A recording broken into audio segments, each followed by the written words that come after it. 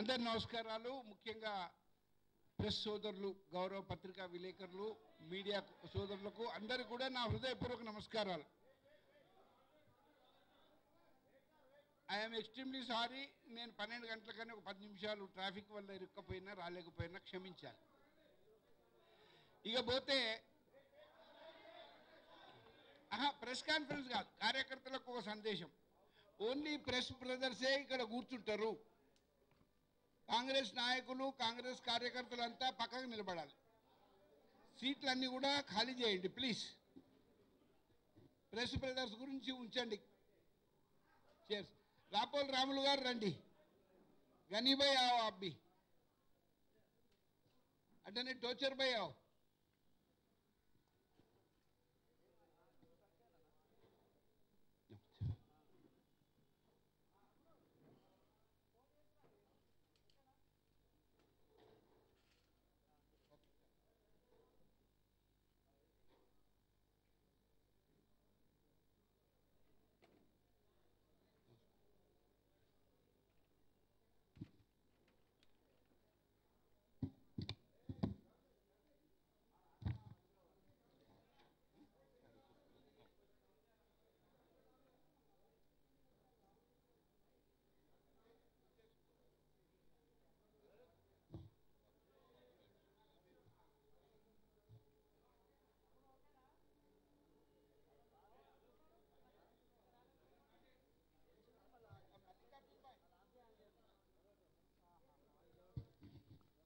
मल्लिकार्जुन भाई दाई कर रहा कुर्चो स्टेज में एक सीट है, एक सीट उनको रखो. నువ్వు కూర్చో తమ్ముడు.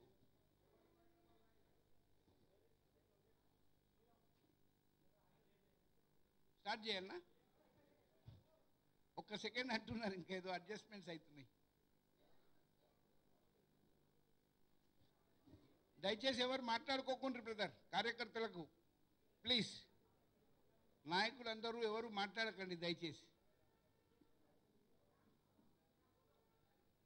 Brother can I start now? Okay.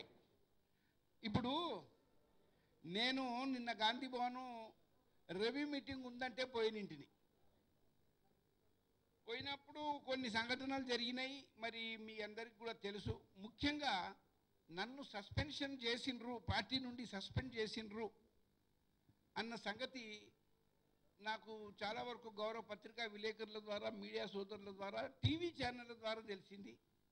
అదేవిధంగా మరి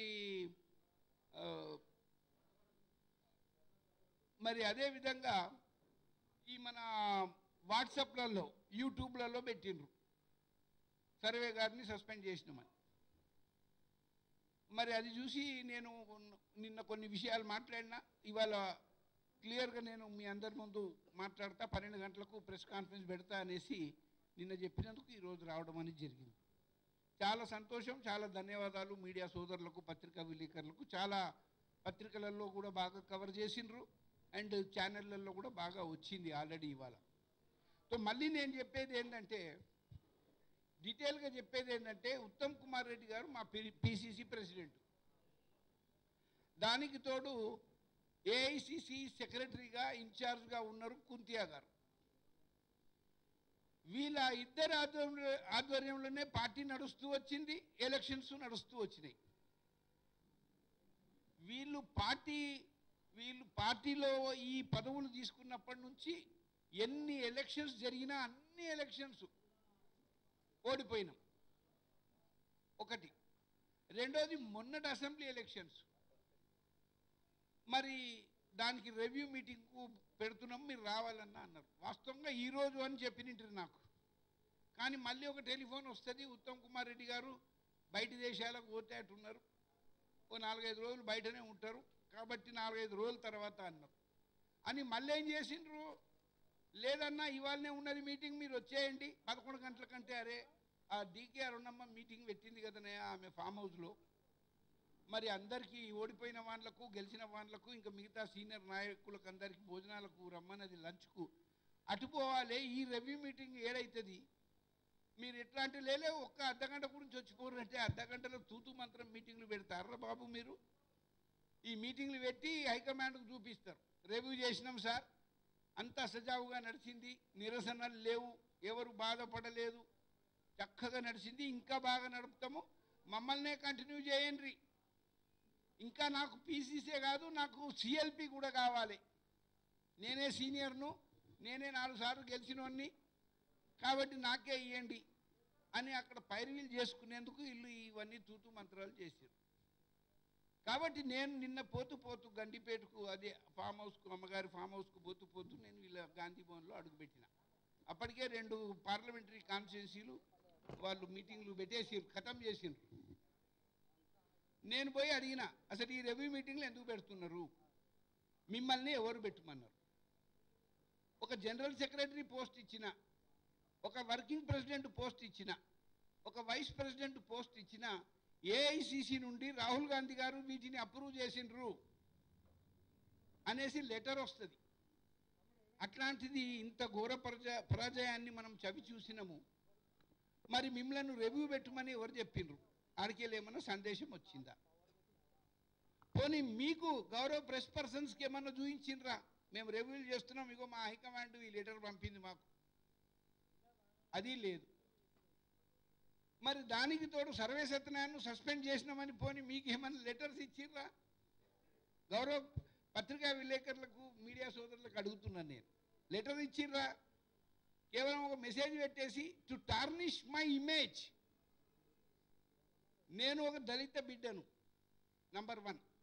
I will not take that Dalit card వాడ నేను, కానీ చెబుతున్నా, నేను అంచెలంచెలుగా ఎదిగిన, 35 సంవత్సరాల నుండి రాజకీయాలలో ఉన్నోన్ని, 35 సంవత్సరాల కింద నేను ఎమ్మెల్యే చేసినోని, కాంగ్రెస్ పార్టీలో 2 సార్లు ఎంపీగా పోటీ చేసి గెలిచిన సోనియా గాంధీ గారి దయతో. జనరల్ సీటు దేశంలో ఎవరు లేరు, ఒక దళితుడు జనరల్ సీటు కంటెస్ట్ చేసి 1,00,000 ఓట్ల మెజార్టీతో గెలిచిండు. అది మల్కాజ్గిరి పార్లమెంటు 32.5 లక్షల ఓట్లతో ఉన్నది ఆ కాన్స్టిట్యుయెన్సీ. అది నేను గెలిచిన, కేంద్రంలో మంత్రి కాగలిగిన సోనియా గాంధీ గారి దయ, రాహుల్ గాంధీ గారి దయతో. ఇంత ఎదిగి ప్రజలందరినీ ఆకట్టుకుంటా, కార్యకర్తలందరినీ ఆకట్టుకుంటా, మరి ఒక గొప్ప పేరు సంపాదించుకున్న ఇట్లాంటి వ్యక్తిని మరి నా ఇమేజ్ టార్గెట్ చేసేందుకు సస్పెండెడ్ అనేసి ఒక న్యూస్ ఫ్లోట్ చేసిండ్రు వాళ్ళు, వితౌట్ ఎనీ అథారిటీ. పిసిసి ప్రెసిడెంట్కు కానీ, ఒక మామూలు secretary who is incharge of the state, అట్లాంటి వాడు సస్పెండ్ చేసే అధికారం ఉన్నదా వాళ్లకు? అసలు మీకు బుద్ధి జ్ఞానం ఉన్నదా? అసలు మీకు ప్రొసీజర్స్ తెలుసా? ఎవరిని సస్పెండ్ చేయగలుగుతారు? What is our competency, what is the competency of the high command అన్నది తెలుసుకోవాలి.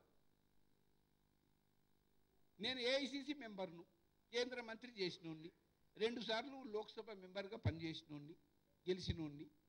నన్ను ఏమన్నా నా మీద నిజంగా క్రమశిక్షణ చర్య తీసుకోవాలంటే హైకమాండ్ తీసుకోవాలి, సోనియా గాంధీ గారు తీసుకోవాలి, రాహుల్ గాంధీ గారు తీసుకోవాలి.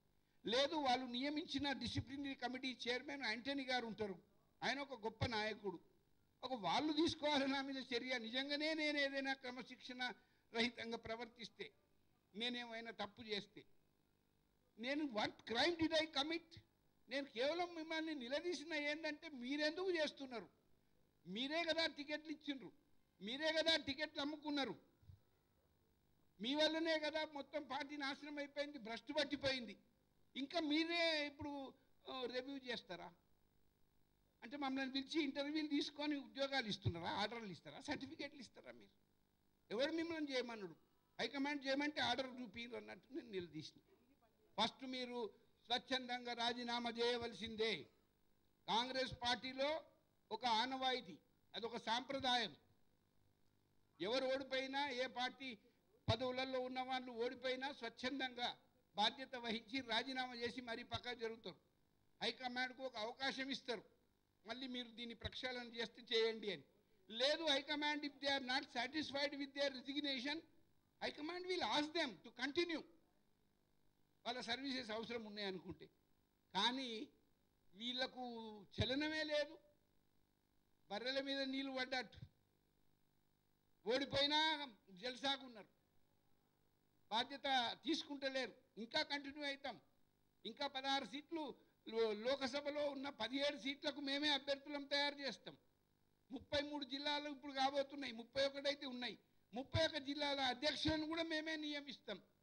అంటే వాళ్ళ చుట్టూ అందరు తిరిగి దండాలు పెట్టుకుంటా ఓడిపోయింది ఏమైనా కానీ పర్వాలే కానీ మాకు జిల్లా ప్రెసిడెంట్లు ఇయ్యండ్రి, లేకపోతే మాకు ఎంపీలు ఇయ్యండ్రని అలా కాళ్ళు గడుపులు మొక్కి వాళ్ళకి చెంచాగిరి చేసి కాంగ్రెస్ కార్యకర్తలు నాయకులు బతుకుతారు అనుకున్నారు వాళ్ళు. కానీ సర్వే సత్యనారాయణ సహించాడు. సర్వే సత్యనారాయణ గాంధీ కుటుంబానికి లాయలిస్ట్. నా మీద బాధ్యత ఉంది. నేను ఒక పేద దళిత కుటుంబంలో పుట్టినోడిని. ఈనాడు యావత్ భారతదేశం గుర్తించే విధంగా ఒక కేంద్ర మంత్రి కాగలిగిన, ఒక మంచి పోర్ట్ఫోలియో నాకు ఇచ్చిండ్రు. రోడ్స్ అండ్ నేషనల్ హైవేస్ ఎంతో గొప్పగా పనిచేసిన మిస్టర్ క్లీన్ అన్న పేరు తెచ్చుకున్నా. ఆ కుటుంబానికి విధేయంగా ఉంటున్నా, నమ్మకంగా ఉంటున్నా. ఎన్నోసార్లు చెప్పిన నేను, నన్ను కన్న తల్లి నా సొంత తల్లి అయితే నాకు రాజకీయ పునర్జన్మనిచ్చిన నా తల్లి సోనియా గాంధీ గారు అని. నేను సావడం అంటే ఉంటే సోనియా గాంధీ దగ్గరనే వస్తా, అదే పార్టీలో ఉంటా, ఆ పార్టీని వదలనని. I will be that loyal అన్న. అటనే పనిచేస్తూ వచ్చిన. మరి నన్ను అసెంబ్లీ ఓడగొట్టడానికి ప్రయత్నం చేస్తాడు ఉత్తమ్ కుమార్ రెడ్డి. అయినా నేను పట్టించుకోలే, ప్రెస్ కాన్ఫరెన్స్ చెప్పలే. పార్టీ డబ్బులు పంపింది, వీళ్ళు ఇంకా డబ్బులు వసూలు చేసిర్రు పంచనీకి. ఇవన్నీ డీటెయిల్గా ఎంక్వైరీ పెడితే తెలుస్తాయి, ప్రజల ముందుకు వస్తాయి. ఎవరికి ఇచ్చిండు? సర్వే సత్యనారాయణ మాత్రం ఇయ్యలే. ఎందుకంటే దళిత్ కార్డు వాడితే ఈయన ఎమ్మెల్యే గెలిస్తే ప్రభుత్వమే వస్తే ముఖ్యమంత్రి అవుతాడేమో, నాకు పోటీగా వస్తాడు అని ఆ పని చేసి చాలామంది కార్యకర్తలను నాయకులను కాన్స్టిట్యూన్సీలో పిలిపించి టెలిఫోన్లు చేసి చెప్తాడు సర్వేను ఓడగొట్టండి. ఇంకా పోనీ గవర్నమెంట్ రాదు, ఎందుకంటే మ్యాచ్ ఫిక్సింగ్లో ఉన్నాడు. టీఆర్ఎస్ పార్టీతోని ఆ గవర్నమెంట్తోని మ్యాచ్ ఫిక్సింగ్లోనే ఉన్నాడు ఈ ఉత్తమ్ కుమార్ రెడ్డి. ఒకవేళ గవర్నమెంట్ రాకుండా ఒక 10 మంది ఎమ్మెల్యేలు కలిసినా సిఎల్పి లీడర్ కావచ్చు కదా, నేను కంటిన్యూ అయితే మినిస్టర్ హోదా ఉంటుంది అని కలలు కన్నాడు. ఇంకా కంటిన్యూ ఉన్నాడు. కాబట్టి సర్వే గెలిస్తే సిఎల్పికి నాకు పోటీకి వస్తాడు దళిత్ కార్డు వాడితే. లేదు బట్టి విక్రమార్క కూడా పోటీకి వస్తాడని బట్టి విక్రమార్కను కూడా ఓడగొట్టడానికి ప్రయత్నం చేసిర్రు. ఆయన ఆల్రెడీ ఎన్నికల ముందే చెప్పిండు నాకు పోటీగా నన్ను ఓడగొట్టడానికి ప్రయత్నం చేస్తున్నారు. ఇగో ఇట్లాంటి కుయుక్తులు పాల్పడుతున్నాడు ఈ ఉత్తమ్ కుమార్ రెడ్డి. ఓడిపోతే నేను గాంధీ భవన్ రానన్నాడు. మళ్ళీ ముందుగా పోయి ఆయన్నే కూర్చున్నాడు. రోజు ఒక దిక్కు దేశం గాలిపోతున్నది, ఒక దిక్కు ముఖ్యమంత్రి భారీ మెజార్టీతో గెలిచి కేసీఆర్ గారు ఆయన కుటుంబం మొత్తం కష్టపడుతున్నారు.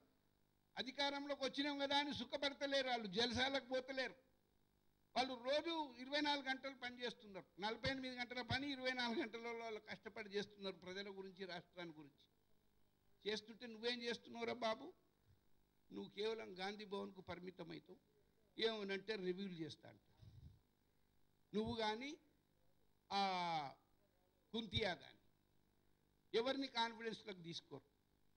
సో ఈ విధంగా చేస్తుంటే మీరు రాజీనామా చేసి వెళ్ళిపోవాలంటే మీరు ఇది చేసడానికి వీల్లేదంటే నాకు జవాబు ఇవ్వలేక, నేను మాట్లాడుతున్న మాటలకు తట్టుకోలేక కొందరు లల్లు పంచుగారులను దారిన పోయే దానేలను పెంచి పోషిస్తున్నాడు. వాళ్ళకు జనరల్ సెక్రటరీలు ఇచ్చిండు, వాళ్ళకు సెక్రటరీలను ఇచ్చిండు. అట్లాంటి వాళ్ళని పెట్టి రివ్యూ మీటింగ్లో పెడతాడు. వాళ్ళు నా మీదకి అరుస్తారు, వాళ్ళు నన్ను అరే తురే అంటారు, వాళ్ళు నానా బూతులు అన్పార్లమెంటరీ వర్డ్స్. నన్ను ప్రతి ఒక్కరు నన్ను గౌరవిస్తారు, మర్యాద ఇస్తారు నా మంచితనానికి, నా ప్రవర్తనకు. అట్లాంటిది నా మీద అరుచుకుంటూ నన్ను ఉటనీకి వస్తుంటే కూడా ఆయన వారించలేదు. అట్లెందుకు నువ్వెందుకు మాట్లాడుతావు, కూర్చోరా అనలేదు. అసలు ఎవరు కూర్చోవాలి రివ్యూ మీటింగ్లో? నిజంగానే హైకమాండ్ మీ ఇద్దరిని చేయమన్నదంటే మీరు ఇద్దరు ఉండాలి. మరి మిగతా వాళ్ళందరూ ఎవరు? ఓడిపోయిన వాళ్ళు ఉండాలి. పార్లమెంటరీ కాన్స్టిట్యున్సీలో కేవలం ముగ్గురమే ఉన్నాం మేము, నేను, శ్రీశైలం గౌడు అండ్ మన సుధీర్ రెడ్డి గారు. ఆయన గెలిచిండు పాపం, ఆయన కూడా వచ్చిండు. ఓడిపోయిన వాళ్ళు మేము ఇద్దరము. మరి అదేవిధంగా కేఎల్ఆర్ ఆయన కూడా ఓడిపోయిండు, కానీ ఆయన శపథం తీసుకున్నాడంట. ఈ కుంతియా ఉన్నన్ని రోజులు, ఈ ప్రెసిడెంట్ ఉన్నన్ని రోజులు గాంధీ భవన్ సిడి ఎక్కను నేను, వాళ్ళని తీస్తేనే నేను గాంధీ భవన్లోకి వస్తాను. ఆయన ఒకడే కాదు, ప్రతి ఒక్కరు అంటున్నారు, అందరూ బాధతో ఉన్నారు. మరి వాళ్ళే ఉండాలి ముగ్గురు, కానీ అసలు ఏ సంబంధం లేదు. మల్కాజ్గిరి పార్లమెంటరీ కాన్స్టిట్యుయెన్సీ రివ్యూ ఉన్నప్పుడు అక్కడ పోటీ చేసిన వాళ్ళు, ఓడిపోయిన వాళ్ళు, గెలిచిన వాళ్ళు, పోనీ ఆ కాన్స్టిట్యుయెన్సీలో నివసిస్తూ ఆ కాన్స్టిట్యుయెన్సీకి సంబంధం ఉన్నోళ్ళు వచ్చి కూర్చున్నారన్న దానికి అందం ఉంటుంది. కానీ ఏ సంబంధం లేని వాళ్ళు, హైదరాబాద్ జిల్లాలో కూడా లేని వాళ్ళు, అట్లాంటి వాళ్ళు కూడా వచ్చి నా మీదికి వస్తుంటే నువ్వు తమాషా చూస్తున్నావంటే కేవలం నీకు చెంచాగాన్లను పెట్టుకున్నట్టే కదా, నువ్వు బ్రోకర్లను పెట్టుకున్నట్టే కదా, దారినపోయే దానేళ్లకు పదవులు ఇచ్చి నువ్వు ఈ విధంగా అందరి మీదకి ఉసుగొల్పేందుకు పనికొస్తారని చేసినట్లే కదా. వాళ్ళ పేర్లు నేను చెప్పను, పిచ్చుక మీద బ్రహ్మాస్త్రం వేసినట్టయితే వాళ్ళు బచ్చగాన్లు, వాళ్ళు ఎసొంటి వాళ్ళు ఉన్నారు దాంట్లో. అంటే హోటల్ మే ఖానా మస్జిద్ మే సోనా అన్నట్టు అట్లుంటు పూట గడవని వాళ్ళు పోరగాన్లు. అట్లాంటి వాళ్ళని జనరల్ సెక్రటరీలో పెట్టి వాళ్ళని దాదాలను తయారు చేస్తే అందరు భయపడిపోతారు అనుకొని నా కాలం వెళ్ళ తీసుకుంటా అని ఉత్తమ్ కుమార్ రెడ్డి అనుకున్నాడు. దానికి తోడు ఈ కుంతియా. వాస్తవంగా నేను చెప్తా, మరి అవన్నీ అయితే నా మీదకి అల్లరైతుంటే నేను కూడా అర్చిన, no doubt. I'm a self respect ఉన్నోడిని, నాకు గౌరవం ఉంది. నేను కూడా హైదరాబాద్లో పుట్టి పెరిగినోడిని. దాదాగిరి క్యా చీజే మేరకు మాలూమే, పహల్వాన్గిరి క్యా చీజే మేము మాలూమే. నాకు మంది మారు బలం ఉన్నారు, కార్యకర్తలు ఉన్నారు, శ్రేయోభిలాషులు, వెల్ విషర్స్ ఉన్నారు, సత్తా ఉన్నది, నాకు ధైర్యం ఉన్నది, శక్తి యుక్తి ఉన్నది, అన్ని హంగులు గలవాడిని. ఆఫ్టర్ ఆల్ ఒక దారిన పోయే దానయ్యతో నువ్వు తిట్టిపియడము, నానా బూతులు తిట్టిపియడం, నన్ను కొట్టనీకి రావడం, ఇట్లాంటివి చేస్తుంటే నేను తమాషా చూస్తూ ఊరుకుంటానా? నేను మాట్లాడినా. తర్వాత చెప్పినా నేను I don't want to participate ఇట్లాంటి మీటింగ్. మీరేదో చెప్తే నేను వినడం ఏందిరా, వాళ్ళు నా మీదకి ఎగబడడం ఏంది, నేను బైకాట్ చేస్తున్నా, వాకౌట్ చేస్తున్నా అని వెళ్ళిపోయినా. ప్రెస్ బ్రదర్స్ కొందరు కనబడ్డారు, వాళ్ళకు 2 ముచ్చట్లు చెప్పిన. రేపు మళ్ళీ పర్సనల్గా చెప్తా బ్రదర్ డీటెయిల్గా. ఇప్పుడైతే నేను ఇంక ప్రెస్ కూడా అడ్రస్ చేయను, ప్రింట్ మీడియా కూడా లేకుండే అని చెప్పి వెళ్ళిపోతే, ఇదేదో చేసేటట్టున్నాడు, మా బట్టలు ఇప్పేస్తాడేమో, ఎందుకైనా మంచిది మనం సస్పెండ్ చేద్దామని సస్పెండ్ చేసి, they have tarnished my image in the eyes of the society. ఎన్ని టెలిఫోన్లు, ఎంతమంది సింపతి. తెలంగాణ మొత్తం గాలబెట్టేస్తామంటున్నారు కాంగ్రెస్ శ్రేణులు. ఉత్తమ్ కుమార్ రెడ్డికు హటావ్ కాంగ్రెస్ బచావ్, కుంతియాకు హటావ్ కాంగ్రెస్ బచావ్ అంటున్నారు. దిష్టి బొమ్మలు కాలుస్తాం, అజిటేషన్ చేస్తాం, హైకమాండ్ అటెన్షన్ను మేము అట్రాక్ట్ చేస్తాం అన్నా వీళ్ళని వదలం. గాంధీ భవన్లో వచ్చి కూర్చుంటామన్నా మేమంతా 1000 మంది. అది కూడా జరుగుతుంది ఈ 15 రోజులలో. తప్పకుండా కాంగ్రెస్ శ్రేణులందరూ కదులుతారు. కాంగ్రెస్ శ్రేణులే కాదు, నాయకులు కదులుతారు. చాలామంది బాధపడ్డోళ్ళు ఉన్నారు, చాలామంది నష్టపోయిన వాళ్ళు ఉన్నారు, ఎంతోమందిని అవమానం చేసిండు. కాబట్టి వాళ్ళందరూ ఇప్పుడు సమాయత్తమయ్యారు. ఇప్పుడు నేను కేవలం ఓపెనింగ్ బ్యాట్స్మెన్ మాత్రమే. ఇంకా బ్యాట్స్మెన్ చాలామంది వచ్చిండ్రు, ఇంకా స్కోర్ చేస్తూనే ఉంటారు. తక్షణం హైకమాండు దీని మీద దృష్టి సారించాలే. వాళ్ళను తప్పకుండా పదవుల నుండి తప్పించి ఏ పదవి కూడా అయ్యదు. మొన్న ఓడిపోయిన వాళ్ళు పదాధికారులు వాళ్ళు ఇంకా కంటిన్యూ అయ్యి ఇంకా పనిచేస్తారు ఆ పార్టీకి. వీళ్ళ ముఖాలు చూసే ఓట్లు పడకపాయి. వీళ్ళ ముఖాల కంటే కేసీఆర్ ముఖమే బాగుందని ప్రజలు ఓట్లు వేసిరు. వీళ్ళకు మీటింగ్ చెప్పరాదు, ఒక క్యాంపెయిన్ చేయరాదు, ఒక మేనిఫెస్టో ప్రజలకు తీసుకుపోనీకి రాదు. ప్లస్ ఇదే కుంతియా కానీ మన పిసిసి ప్రెసిడెంట్ ఏమైనా పబ్లిక్ మీటింగ్స్ పెట్టిర్రా? కేసీఆర్ రోజుకో 3-4 పెడుతున్నాడు, కొన్ని 100 మీటింగ్లు పెట్టేసిండు, ఆయన ఒక్కడు తిరిగిండు. మరి మీరేమైనా పెట్టిర్రా? మీ కాన్స్టిట్యున్సీలలోనే పనిచేస్తుంది. టికెట్లు అని జాప్యం చేసిర్రు. మీరు ఎందుకు జాప్యం చేసిర్రు? అక్కడ కుమ్మక్కయ్యారు కాబట్టి ఇక్కడ కాంగ్రెస్ను పండబెట్టాలి. ప్రజలలో ఏమొచ్చింది?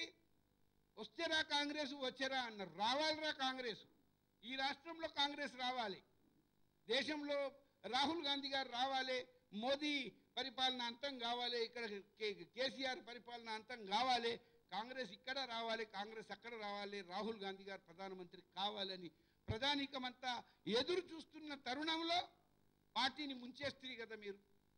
అమ్ముడు పోయి మీటింగ్లు పెట్టరు మీరు. కూటమి అని, మహాకూటమి బాగానే ఉండింది, హైకమాండ్ చెప్పింది కాబట్టి చేసినాం. మరి మహాకూటమిలో చంద్రబాబు నాయుడు లాంటి పెద్ద లీడరు, అంత పేరు ప్రతిష్టలున్న నాయకుడు కేవలం 15 సీట్లే కదా మిమ్మల్ని అడిగిండు. 15 నిమిషాలలో ఇచ్చేయచ్చు అన్నా, మీకు ఏవి కావాలనో తీసుకొని రనొచ్చు. కోదండరామరెడ్డి గారు ఆయన కూడా ఒక గొప్ప నాయకుడు, ఉద్యమకారుడు. Is a professor, is a learned person. ఆయనను అబాస్పాలు చేస్తే మీరు ఈయనకేమున్నది, ఈయననే గెలవడు, ఈయనకేం సీట్లు ఉన్నారు. 8 సీట్లు ఇయనీకి ఆయనకు 20 రోజులు చేస్తే. కమ్యూనిస్టులు, కాంగ్రెస్ పార్టీ ఎంత సీనియరో కమ్యూనిస్టులు కూడా అంత సీనియర్ పార్టీ పాపం, వాళ్ళది నేషనల్ పార్టీ. వాళ్ళు ఒక 4 సీట్లు ఇయ్యండి సార్ అంటే 40 రోజులు చేస్తారు. కూటమి మీటింగులు ఎక్కడెక్కడైతాయి, దానికి ఎవడు పోతాడు? పార్టీలు ఇంకెవడు లేడా దిక్కు? మీరే పోతారా ఏడికి పోయినా? మీరు గోల్కొండ రిసార్ట్ కావాలి, మీకు గోల్కొండ హోటల్ కావాలి, పార్క్ హయాత్ కావాలి, ఇంకేదో పర్సనల్ ప్రైవేట్ రిసార్టులు కావాలి. ఇవన్నిటిని మించి ఇవి సరిపోవు కాదు కదా అని మీరు దుబాయ్లో మీటింగ్లు పెట్టి తయతక్కలు ఆడొస్తారు. ఇక్కడనేమో కేసీఆర్ అన్నీ అనౌన్స్ చేస్తాడు, కార్యకర్తలను పంపిస్తాడు, ప్రజలల్లో పోతారు, డబ్బులు పంచేస్తారు. ఈడనేమో నామినేషన్ ఇష్టానికి దిక్కు లేదు, ఎవరికి వస్తుందో ఎవరికి రాదో తెలియదు. రేపు నామినేషన్ అన్నంగా ఇల్లు టికెట్లు ఫైనలైజ్ చేస్తారు. ఏది డిసిప్లిన్? పార్టీని ముంచిండ్రా కాదా? మీరు నష్టం జరిగిందా కాదా? గెలుస్తుందన్న పార్టీకి చిచి వీళ్ళది ఏందిరా యాక్టివిటీసు? వీళ్ళు టికెట్లు ఇచ్చుకోనికే చేతనైతే లేదు, కూటమిలో అలకేట్ చేసుకోనికే చేతనైతే లేదు. వీళ్ళెప్పుడురా గెలుస్తారు? వీళ్ళెప్పుడురా రూల్ చేస్తారు? ప్రజలకు ఏమి లాభం అవుతుంది? వీళ్ళతో ఒరిగేదేముంది? వీళ్ళకంటే ఆ కేసీఆర్ ఆ కుటుంబమే బాగుండదని జనం ఓట్లేశారు. ఇప్పుడు అంటుండ్రు ఈవీఎంలు అని. అరే బిడ్డ, నేను కంటోన్మెంట్ బోర్డు ఎలక్షన్స్ అప్పటి నుండి చెప్తున్నా, ఈవీఎంలు ట్యాంపరింగ్ జరుగుతాయి, అన్ని ఎలక్షన్స్ అట్లనే జరిగినాయిరా బాబు అని చెప్తే కూడా పెడచెవిన పెట్టిరు. ఇప్పుడు ఈవీఎంస్ మరి ప్రజలు వేసిండ్రు మీరు చేసే లెక్కలకు. దీనికి అంతటికీ మీరు బాధ్యత వహించాలి కదా. ఇప్పుడు ఇదే PCC president Ibrahimpatnam constituency example చెప్తున్నాను నేను. ఇబ్రాహీంపట్నం కాన్స్టిట్యున్సీ అది తెలుగుదేశానికి పోయింది. ఆడ మరి కాంగ్రెస్లో ఒక డిస్టిక్ ప్రెసిడెంట్, ఒక బ్యాక్వర్డ్ క్లాసు క్యామ మల్లేష్ అనే వ్యక్తి, ఆయన టికెట్ అడిగిండు. లాస్ట్ టైం ఆయన్నే ఉండే. ఈ 4.5 సంవత్సరాలు జిల్లాలో కాంగ్రెస్ను మోసిండు, పైసలు ఖర్చు పెట్టుకొని తిరిగిండు, టికెట్ ఇస్తారు కదా అని. ఆయనకు టికెట్ ఇయ్యలే. మీరు ఆయన పార్టీలకు వెళ్ళి సాగనంపారు. ఆయన పోతుంటే పట్టుకోరా, అడగాలి కదా, మీటింగ్లు పెట్టాలి కదా, పో అన్నారు, సస్పెండ్ చేస్తాము అన్నారు. మరి టికెట్ ఎవరికి దొరికిందాడా? తెలుగుదేశానికి టికెట్ ఇచ్చినా ఉత్తమ్ కుమార్ రెడ్డి ఏం చేస్తాడు? మల్రెడ్డి రంగారెడ్డితో నామినేషన్ ఇప్పిస్తాడు. ఆయన కాంగ్రెస్ వదులుతాడు, బీఎస్పీకి పోతాడు. ఆయన బీఎస్పీ అభ్యర్థి, బీఎస్పీ కండువా వేసుకుంటాడు. మళ్ళీ ఈయన చెప్తాడు, మేము మిత్రద్రోహం చేద్దాం పర్వాలేదు, తెలుగుదేశానికి ఇచ్చినా మల్రెడ్డికి పని చేయండి ప్రధానికాన్ని, మండల ప్రెసిడెంట్లను, సర్పంచ్లను పిలిపించి చెప్తాడు. కాబట్టి ఆయన కాంగ్రెస్ కండువా వేసుకుంటాడు. బీఎస్పీ కండువా ఉంటుంది, సిపిఐ కండువా ఉంటుంది, సిపిఎం కండువా ఉంటుంది, అన్ని పొలిటికల్ పార్టీ, టీజేఎస్టీ కూడా ఉంటుంది. అన్ని పొలిటికల్ కండువాలు వేసుకొని ఆయన తిరుగుతాడు, ఆయన గెలిచి వస్తాడు అని. ఇది డిసిప్లిన్ అయినా ఉత్తమ్ కుమార్ రెడ్డి చేసేది? నువ్వు ఇస్తావు తెలుగుదేశానికి, మిత్రద్రోహం చేస్తావు, మరి నువ్వు పార్టీ నుండి వెళ్ళిపోయినవన్నీ సస్పెండ్ చేయకుండా నువ్వు ఆయనను గెలిపిరని చెప్తావు. Where is the discipline? నీకు వర్తించదా? అటనే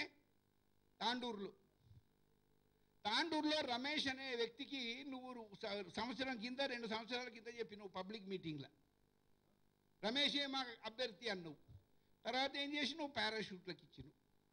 పర్వాలే, ఆ పిల్లోడు గెలిచినాడు, తమ్ముడు మంచోడే, ఆయన దగ్గర డబ్బులు తీసుకున్నారు, టికెట్ ఇచ్చిర్రంట. ఇట్లా చాలా ఉన్నాయి. ఇప్పుడు మీరు చేసిన ఏంటిది?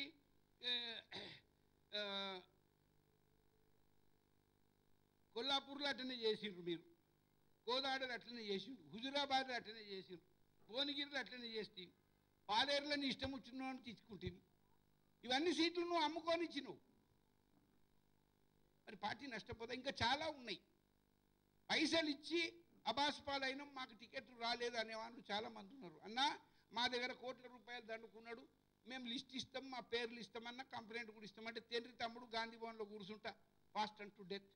ఎవరెవరు మీరు నష్టపోయినరు అందరు తండ్రి, నేను సోనియా గాంధీ అమ్మకు చెప్తా, రాహుల్ గాంధీకి చెప్పి వీళ్ళ ముక్కు పిండి, వీళ్ళ చెవులు పిండి పైసలు ఇప్పిస్తా వాపస్ అని చెప్పిన. అది చేయబోతా ఇప్పుడు రేపు. ఇట్లాంటి వ్యక్తుల కాంగ్రెస్ పార్టీని కాపాడేది. ఇంకా అధ్యక్ష పోస్టులు ఉంటారా? ఇంకా సిఎల్పి అన్నా మీకు ఒక దిక్కు దళిత సీఎం ఆయన ఇయ్యలేదని ఆయనను మీరు క్రిటిసైజ్ చేస్తారు కేసీఆర్ గారిని. మరి మీరేమన్నా వచ్చిర్రా ముందుకు దళిత సీఎంను అనౌన్స్ చేపిద్దామని? చెప్పిండ్రా? చెప్పరు. పోనీ ఈరోజు దళిత సిఎల్పి అన్న దళితునికి ఇస్తారా? ఒకడు గెలిచిండు, చేయగలుగుతారా? బ్యాక్వర్డ్ క్లాసెస్కి ఎన్ని సీట్లు ఇచ్చిరా మీరు? బ్యాక్వర్డ్ క్లాసెస్కు మొత్తం సీట్లు ఖతం చేసిర్రు. ముస్లిం మైనారిటీస్కి ఎన్ని ఇచ్చిర్రు?